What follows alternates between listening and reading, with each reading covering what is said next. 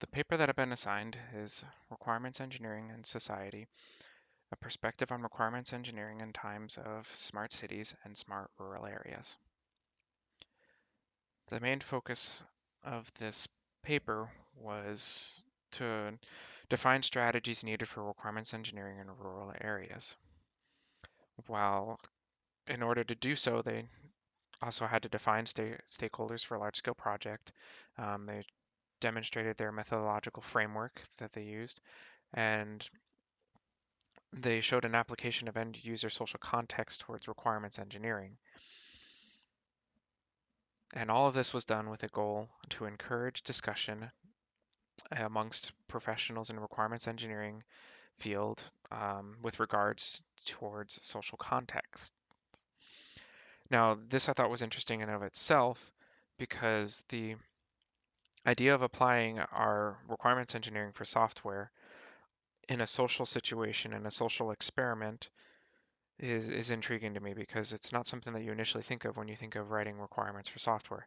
Usually you think about going to a specific user group or to a specific company to fill a niche in a market and talking to them and creating the requirements and then going and writing the software. Well, in this case, it's I need to go to a whole bunch of people in a society and try to figure out what needs of the society are so I can funnel them down towards a requirement to create a product to help increase their living standards. One of the things that the authors started off and thought was important to point out was how much of the population really makes up a rural area. They used Germany as an example because the authors themselves were from Germany, and they showed that 7 million people live in cities with over 1 million people in them. 17 million people live in cities with over 100,000 people in them, but 57 million people live in rural areas.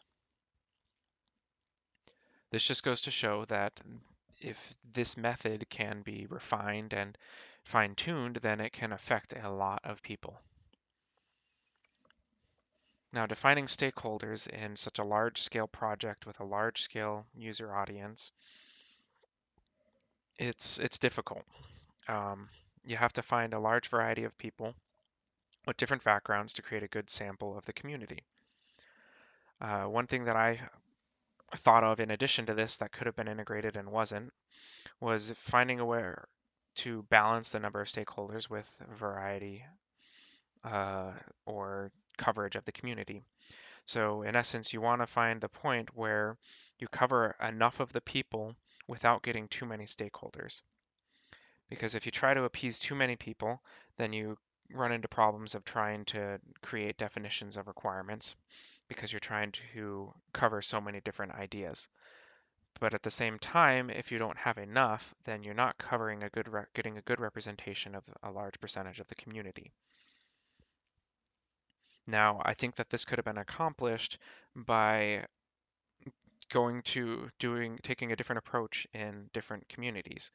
They already were going to different communities, so they could have easily changed how many people they gathered for each of for the stakeholders representing the residents. And then they could have taken a look at how that affected the end results of the requirements for that community. They also, but they did point out the majority of the stakeholders would not be technically literate with regards to software, so keeping things in layman's terms and keeping activities towards defining requirements as something that an average person would understand was crucial for this project. The other main problem they pointed out towards stakeholders was finding them and keeping them engaged. Now, this one I find extremely important because it would be difficult to find willing participants often, and when you find them, you'd have to keep them engaged. I have a hard enough time at work keeping my coworkers engaged on the meeting that we're having, myself included. Sometimes it is hard for me to stay focused in a long, drawn-out meeting.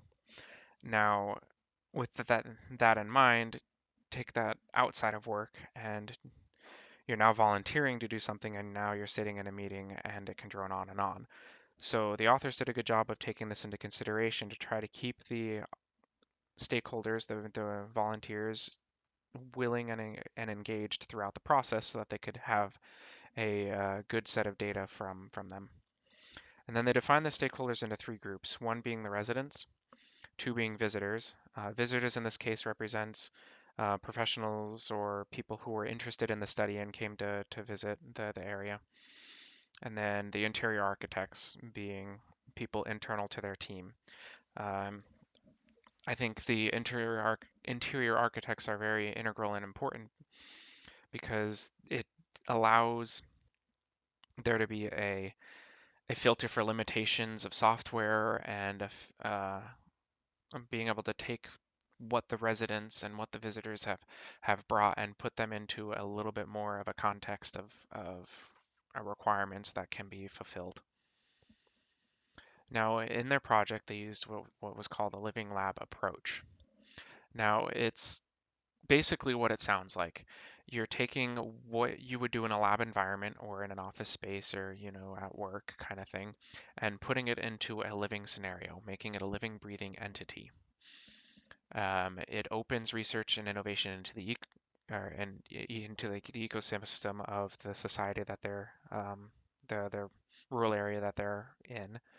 It directs user communities towards co-creation principles. So essentially, it allows feedback and back and forth between the participants and the designers, and um, it allows the stakeholders to apply various different methods and tools in order toward achieve their goal.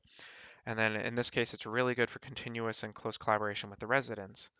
It allows the user or the developers to actually interface with the people in this sense. It's not like a double-blind study that you would read about in statistics. This is the developers being within the community and without the people. So the main methodological framework that they used was grouped into three main pieces amongst three main phases. And all of these phases are based off of a main idea. So of the main pieces, you have grounding, which would be things like public relations activities, so that they could visit the community during a festival, for example, and get to know the people and see them interact with one another and see them in a more jovial social context so that there's less stress and less formality in order to create a larger rapport and trust with them. The authors found that this was really effective for building trust amongst the community. Design would be things like workshops with the goal of discussing ideas regarding digital solutions for their community. They did mention in this one, though, that for the design phase, they only would have usually about 10 to 15 people.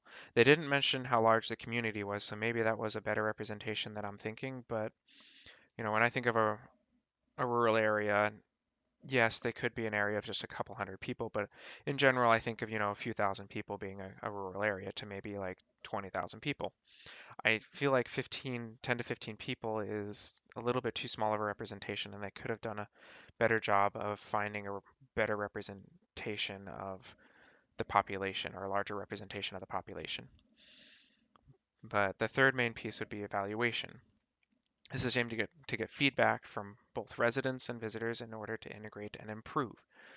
The evaluation is there to provide a continuous growing cycle where you're continually improving upon past iterations. So they included this graphic to show their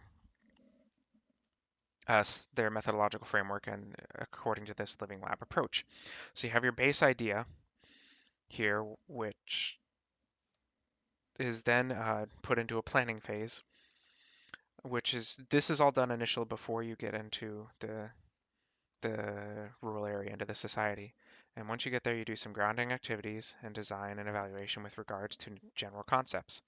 Once you have that hashed out, you go on to grounding, design, and evaluation of your prototypes, and then on to grounding, design, and evaluation of your solutions, all keeping your base idea in mind. And all of this is done with regards to requirements engineering methods. They put together this graphic to show different pieces of requirements engineering methods. One of the main ones that stuck out to me was that applied to a social context was they looked at location. They talked about going to public places where people would be in a social context where they could interface with them. Specifically, they mentioned like local cafes or bars or restaurants where they could talk to people, and they even talked about the festival and things like that in order to pull in requirements engineering methods into this social experiment.